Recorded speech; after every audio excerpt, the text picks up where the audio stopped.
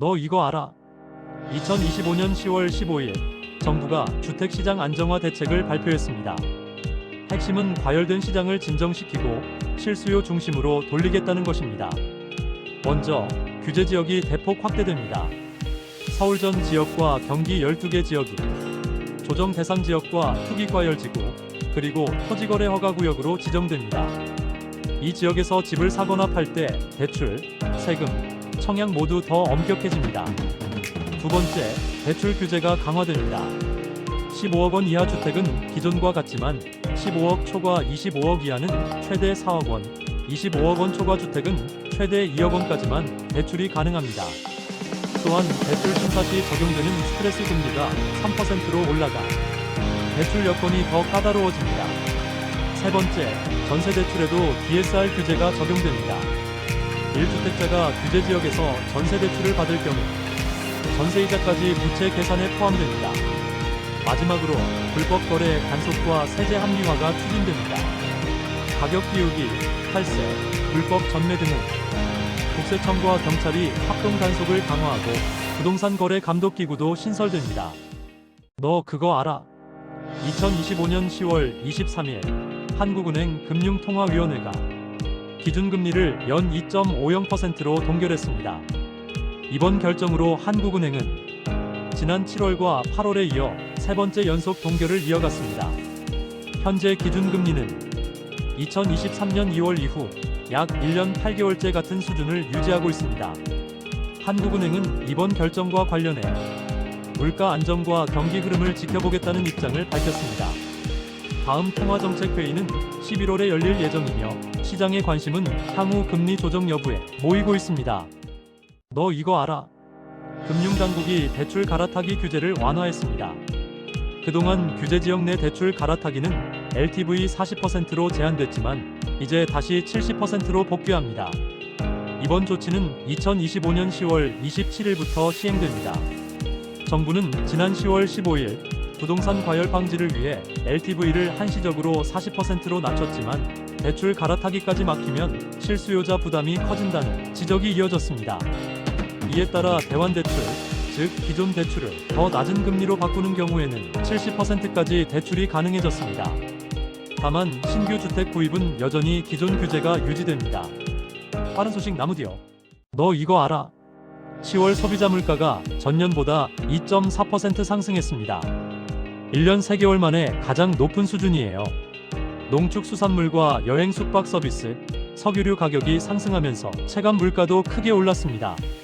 하지만 한국은행은 연말엔 물가가 2% 내외로 안정될 것이라며 유가 하락과 서비스 물가 둔화를 근거로 들었습니다. 다만 환율과 국제유가 변동성이 커지면 물가가 다시 오를 수 있다고 경고했습니다. 빠른 소식 나무디어. 너 이거 알아? 내년 집값, 전세는 4%, 매매는 수도권만 오른다고요. 들어보세요. 한국건설산업연구원에 따르면 내년 전국 집값은 평균 0.8% 상승. 그런데 수도권은 2% 오르고 지방은 0.5% 하락. 완전히 갈라진 시장이 됩니다. 전세값도 문제입니다. 전국 평균 4% 상승 예상. 입주 물량이 줄고 매수세가 빠지면서 전세 수요가 수도권으로 몰리는 구조입니다. 결국 수도권은 여전히 탄탄하지만 지방은 미분양이 쌓이면서 냉각 상태. 이 격차는 더 커질 거란 전망입니다. 건설 투자는 2%, 수주는 4% 늘지만 민간 시장은 여전히 약합니다. 결국 오를 것만 오르는 시장입니다.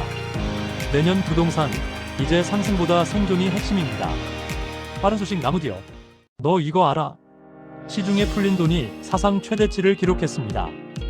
2025년 9월 기준 시중 통화량 M2가 4,430조 5천억 원. 한 달 새 30조 3천억 원이 늘었고 작년 같은 달보다 8.5% 증가했습니다. 예금, 수익증권 등 은행 자금이 빠르게 늘고 있는데요. 기업이 10조 원, 가계와 비영리 단체가 9조 원, 기타 금융기관도 1조 8천억 원 증가했습니다. 전문가들은 기업의 분기말 자금 이동, 그리고 투자 대기성 자금의 유입이 원인이라고 분석합니다. 하지만 시중 유동성이 과도하게 늘면 물가 상승 압력으로 이어질 수 있어 주의가 필요합니다. 2025년 11월 현재 넘쳐나는 유동성. 이 돈은 과연 어디로 향할까요? 빠른 소식 나무디어. 너 이거 알아? 주담대 금리 결국 6% 다시 넘어섰습니다. 최근 4대 은행의 주택담보대출 혼합형 금리 상단이 약 2년 만에 다시 6%대로 진입했습니다. 지난 24일 기준 혼합형 금리는 연 3.93%에서 6.06%로 8월 말 3.46%에서 5.546%보다 상단은 0.514%, 하단도 0.47% 상승했습니다. 핵심 원인은 시장금리 상승, 특히 주담대 금리와 연동되는 은행채 5년물 금리가 2.836%에서 3.399%로 올랐습니다. 은행은 이 금리를 기준으로 대출 금리를 책정하죠. 변동금리형 주담대도 상단이 상승했고 신용대출 금리도 오르는 추세입니다. 대출 전반이 다시 상승 국면에 들어선 셈입니다. 연말까지 금리 인하 가능성은 낮다는 분석이 많습니다.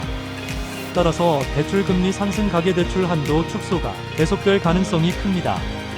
대출 계획 있으시다면 지금은 신중히 체크하셔야 합니다. 빠른 소식 나무디어. 너 이거 알아? 내년 한국 경제 진짜 좋아지는 걸까? 산업연구원이 공식 전망을 공개했습니다. 산업연구원은 2026년 한국 성장률을 1.9%로 전망했습니다. 수출이 올해 너무 잘 돼서 기저효과로 조금 줄어들지만 소비 회복 정부 재정 확대로 내수가 성장의 핵심이 된다는 분석입니다. 환율도 안정세에 들어섭니다. 올해 평균 1,416원에서 내년엔 1,391원 예상. 미국 금리 인하로 달러가 약해지지만 우리 수출 둔화 때문에 원화 강세 폭은 크지 않을 전망. 산업별로 보면 희비가 갈립니다. 반도체 ICT 바이오 헬스는 강세, 반면 철강석 유화학 정유는 부진 전망. 특히 자동차는 미국의 15% 관세 때문에 내년 수출이 0.6% 감소 전망인데요. 전기차 수요도 미국, 중국에서 둔화 조짐이 있습니다. 결론은 반도체 중심의 회복은 이어지지만 전통 제조업은 위기 경고 등 한국 경제 전환점이 필요한 시기입니다. 빠른 소식 나무디어. 너 이거 알아? 한국은행이 올해 마지막 통화정책회의에서 기준금리 2.5% 동결을 결정했습니다. 4차례 연속 동결입니다. 수도권 부동산 가격 상승 압력과 1,400원대 고환율이 주요 이유로 꼽힙니다. 상반기에는 내수 부진을 이유로 2차례 금리를 인하했지만 하반기 부동산 규제 정책이 시행되면서 동결 기조가 이어지고 있습니다. 최근 수도권 부동산은 거래는 줄었지만 가격 상승 기대가 여전해 가계부채 확대 우려도 커지고 있습니다. 또한 한미 금리 차 확대 시 원화 약세가 심화될 수 있어 금리 인하가 부담이라는 분석입니다. 한국은행은 올해 성장률 1.0%, 내년은 1.8%로 상향 전망을 내놓으며 경제 회복 기대도 내비쳤습니다. 다만 물가, 환율, 부동산 움직임에 따라 동결과 인하 가능성을 모두 열어둔 상태입니다. 특히 12월 미국 연준의 금리 결정은 향후 방향을 좌우할 핵심 변수가 될 전망입니다. 당신은 금리 언제 내릴 거라 보나요? 빠른 소식 나무디어.